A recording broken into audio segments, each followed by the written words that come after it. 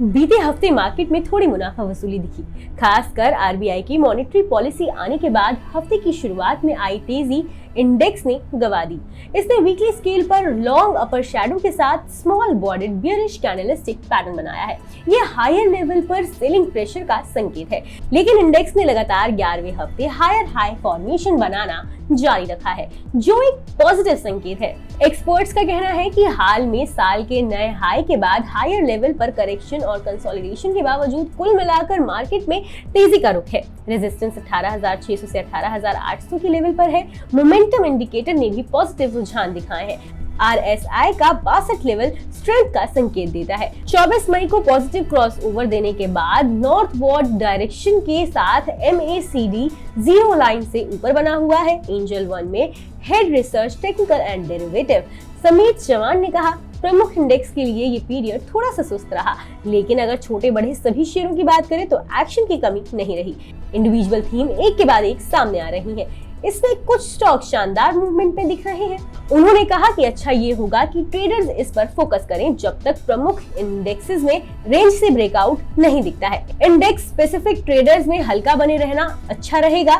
जहां तक निफ्टी के इस लेवल का संबंध है तो 18,500 से 18,450 को एक सपोर्ट का क्लस्टर मानना चाहिए। दूसरी तरफ 18,680 से 18,780 को बड़ा रेजिस्टेंस मानना चाहिए।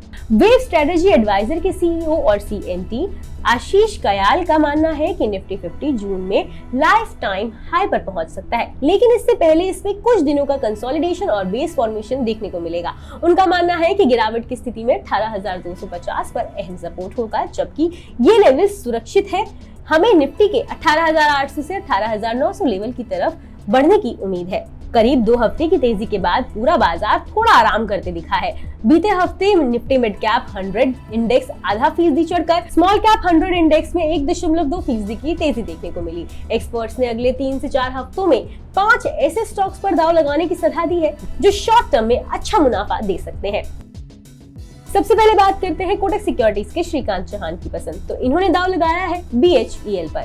ये स्टॉक 78 और 91.50 रुपए के ट्रेडिंग रेंज में हायर हाई बनाता दिख रहा है। शुक्रवार को ये अपने 5-डे SMA और पिछले हफ्ते के हाई से बंद होने में कामयाब रहा। इसके आधार पर ये शॉर्ट टर्म में 91.50 रुपए तक उछल सकता है। हालांकि 91.50 रुपए के रिजेक्शन पर ट्रेडिंग एक्टिविटी दिख सकती है। ये स्टॉक को 105 रुपए तक ले जाएगी। इस स्टॉक में करंट लेवल और 82 रुपए तक की गिरावट पर खरीदारी की स्ट्रैटेजी होनी चाहिए। इसके लिए 78 रुपए पर स्टॉप लॉस लगाना चाहिए। दूसरा स्टॉक है श्री रेणुका शुगर्स।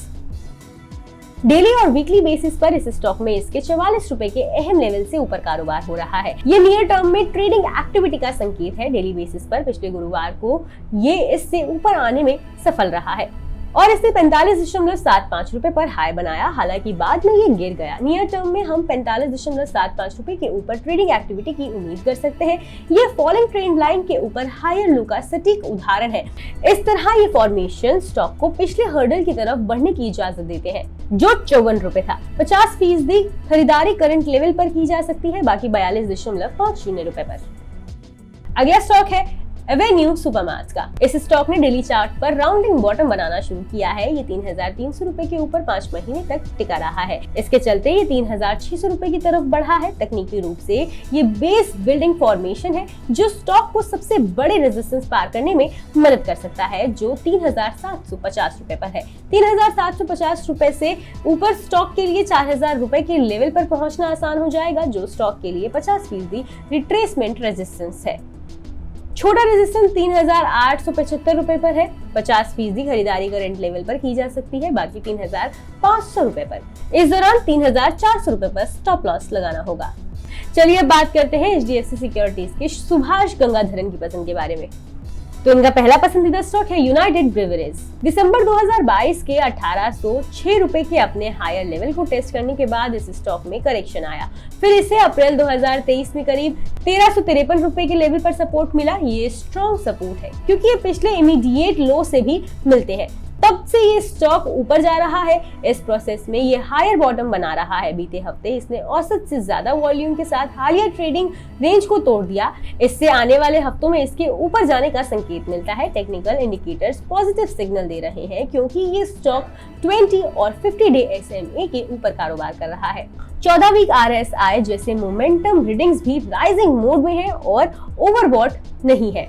ये आगे भी तेजी जारी रहने का संकेत है।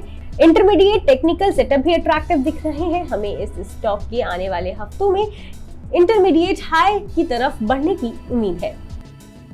अगला स्टॉक है वोल्टास। ये स्टॉक शॉर्ट टर्म में डाउन ट्रेंड है। इसकी वजह ये है कि ये पिछले कई हफ्तों से लोअर टॉप और लोअर बॉटम बना रहा है। बीते हफ्ते इसने हालिया ट्रेडिंग रेंज को तोड़ा है, जिससे डाउन ट्रेंड जारी रहने का संकेत मिलता है। टेक्निकल इंडिकेटर्स नेगेटिव सिग्नल दे रहे हैं क्योंकि इस स्टॉक में 20 डे और 50 डे SMA के ऊपर कारोबार हो रहा है। 14 वीक RSI जैसे मोमेंटम रीडिंग्स भी गिरावट के मोड में है और ओवरसोल्ड नहीं है। ये आगे और गिरावट का संकेत देता है। इससे आने वाले दिनों में स्टॉक में और गिरावट के संकेत मिलते हैं। ऐसे में स्टॉक में एक्सपर्ट की सेल की सलाह है। बता दें कि मनी कंट्रोल पर दिए गए विचार एक्सपर्ट्स के अपने निजी विचार होते हैं। वेबसाइट या मैनेजमेंट इसके लिए उत्तरदायी नहीं है। यूजर्स को मनी कंट्रोल की सलाह है कि कोई भी निवेश निर्णय लेने से पहले सर्टिफाइड एक्सपर्ट की सलाह लें। और स्टॉक मार्केट से जुड़ी तमाम खबरों के लिए सब्सक्राइब कीजिए मनी कंट्रोल हिंदी के यूट्यूब चैनल को। साथ ही साथ बेल आइकन भी जरूर दबाएं ताकि अगली वीडियो का नोटिफिकेशन आपसे मिस ना हो। इसके अलावा आप हमें फेसबुक, इंस्टाग्राम और ट्विटर पर भी फॉलो कर सकते हैं। धन्यवाद।